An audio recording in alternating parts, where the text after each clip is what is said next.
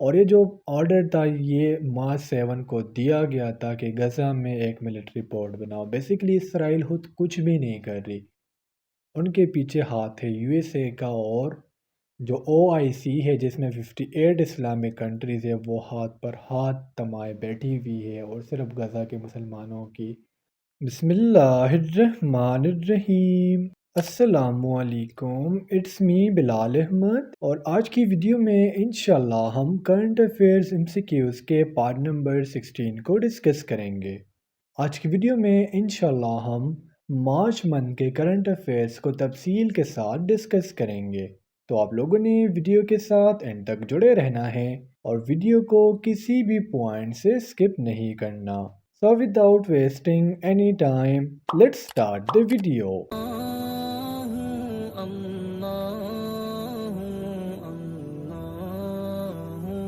The first MCQ is, who is elected as new president of Pakistan? Pakistan کے new president کون بنے ہیں؟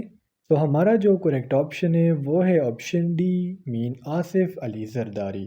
Asif Ali Zardari students یہ 1955 کو پیدا ہوئے ہیں اور یہ پاکستان کے ہسٹری میں 14 پریزیڈنٹ ہیں، یعنی آصف علی زرداری سے پہلے 13 پریزیڈنٹ آف پاکستان رہ چکے ہیں۔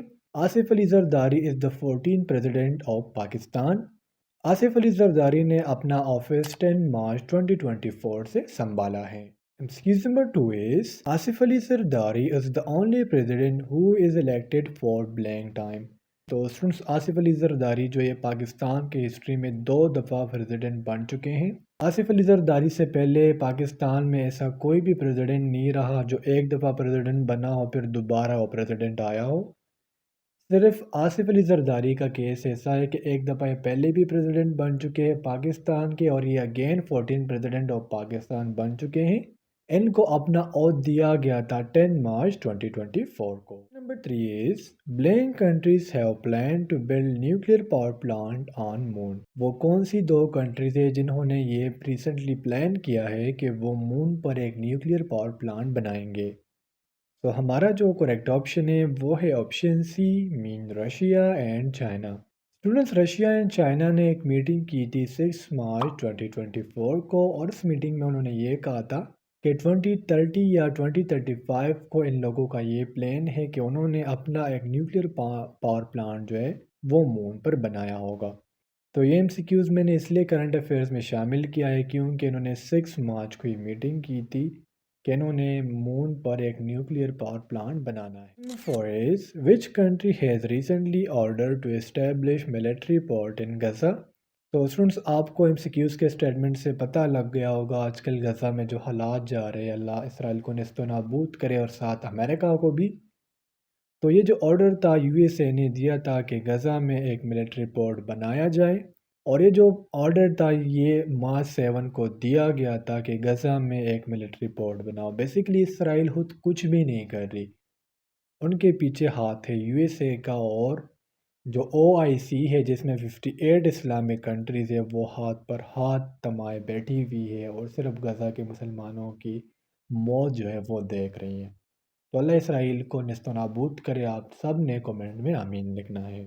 Excuse number 5 is, who administrated presidential oath to Asif Ali Zardari? oath mean حلف اٹھانا، یعنی جب Asif Ali Zardari as a presidential oath اٹھا رہے تھے تو یہ اس کو کس نے دیا تھا؟ سو ہمارا جو کریکٹ آپشن ہے وہ ہے آپشن سی، مین قاضی فائز عیسیٰ، جو پاکستان کے چیف جسٹس ہیں۔ Excuse number 6 ہے ہمارا، who has been recently appointed as Advocate General of KPK؟ Recently March کے منتھ میں کس کو ایڈوکیٹ جنرل آف کے پی کے بنایا ہے؟ تو ہمارا جو کریکٹ آپشن ہے وہ ہے آپشن بی، مین شاہ فیصل کو۔ شاہ فیصل کا جو پورا نام ہے وہ ہے شاہ فیصل عثمان ہے۔ Number 7 is, who has been named as leader of oppositions in National Assembly؟ کس بندے کو نیشنل اسمبلی میں اپوزیشن لیڈر جو ہے وہ کہا گیا ہے؟ تو ہمارا جو کریکٹ آپشن ہے وہ ہے آپشن ڈی، مین عمر ایوب کو۔ ویسے تو یہ کوسچن نیشنل اسمبلی کا کرنٹ افیئر سے ریلیٹڈ نہیں ہے، لیکن پھر بھی میں آپ کو بتا دیتا ہوں 266 سیٹس ایسے ہوتے ہیں جن پر لوگ ووٹس کرتے ہیں، مین کی میں بات کر رہا ہوں، جبکہ 70 سیٹس از فار ویمنس، جس میں 60 seat for majorities and 10 for minorities, اور we can say for Hindus.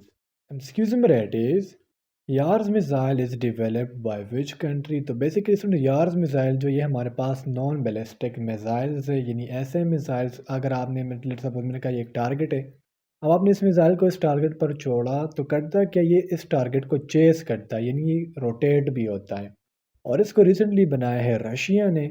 اگر آپ کو یارز میزائل کی جگہ RS-24 یا ٹوپول MR دیا ہو تو یارز میزائل، RS-24 اور ٹوپول یہ تینوں ایک ہی چیز ہے۔ اگر ہم یارز میزائل کی ٹوٹل لینتھ کی بات کریں تو یہ 22,500 میٹرز بنتا ہے اور اس کا ماس 49,600 کلو گرام بنتا ہے۔ ایکسکیوز نمبر 9 ہے ہمارا which country became the first country to include right to abortion in its constitution؟ Constitution مین آئین ایسے سیٹس آف رول جس پر ایک کنٹری چلتی ہے، اور ریسنٹلی فرانس نے جو ہے اپنے کانسٹیٹیوشن میں ایک ایسی ایڈنگ کی ہے، امینڈمنٹ کی ہے کہ ایبورشن جو ہے یہ ایک بہت بڑی گناہ ہے، کہ یہ جو ہے وہ رائٹ ہے، یعنی اگر کوئی فیمیل اپنے بچے کو ایبورٹ کرنا چاہتی ہے، ضائع کرنا چاہتی ہے تو وہ ایبورٹ کر سکتی ہے، اور ان لوگوں نے یہ بات کانسٹیٹیوشن میں ایڈ کی ہے کہ اس پر کوئی بھی پابندی نہیں ہوگی، اور کنٹری ہے فرانس۔ ایکسکیوز نمبر 10 ہے ہمارا which country became the 32nd member of NATO? اس سے پہلے نیٹو یعنی نارتھ اٹلانٹک ٹریٹی آرگنائزیشن میں 31 ممبر کنٹریز تھے، اور ریسنٹلی سویڈن نے اس کو جوائن کیا ہے اور یہ نیٹو کا 32 یعنی 32nd ممبر بنی ہے۔ ایکسکیوز نمبر 11 ہے ہمارا who has been appointed as the new chief secretary of Sindh? تو new chief secretary of Sindh ہمارے پاس ہے آصف حیدر شاہ۔ بیسیکلی جس کوشچن میں ایڈیشنل انفارمیشن کی ضرورت ہوتی ہے وہ میں ضرور دیتا ہوں، لیکن جس میں نہیں ہوتی وہ اس میں نہیں دیتا۔ ایکسکیوز نمبر 12 is who is the current interior minister of Pakistan? تو پاکستان کے جو کرنٹ انٹیریئر منسٹر ہیں وہ ہے سید محسن نقوی، اور انہوں نے گوہر اجاز کو ریپلیس کیا ہے۔ ایکسکیوز نمبر 13 ہے ہمارا which of the following is the first women to become chief minister of any province? تو بیسیکلی یہاں پر بات کی جا رہی ہے مریم نواز کی، جو پاکستان کی ہسٹری میں فرسٹ چیف منسٹر ہے، اور اس طرح بینظیر بھٹو جو تھی وہ پاکستان کی ہسٹری میں فرسٹ فیمیل پرائم منسٹر تھی۔ تو اسٹوڈنٹس یہ تھے آج کے ہمارے مارچ منتھ کے 13 موسٹ امپورٹنٹ کرنٹ افیئرس کے MCQs۔ امید کرتا ہوں آپ کو آج کے تمام MCQs کلیئر ہوئے ہوں گے، اور اگر پھر بھی آپ لوگوں کو کوئی بھی کنفیوژن ہو، کوئی بھی ڈاؤٹ ہو، تو آپ لوگ مجھ سے کمنٹ سیکشن میں یا میرے واٹس ایپ نمبر پر میرے سے رابطہ کر سکتے ہو۔ انشاءاللہ اگلے ویڈیو میں ملتے ہیں، تب تک کے لیے مجھے اجازت دیجیے، مجھے اپنے دعاؤں میں یاد رکھیے۔ اللہ حافظ۔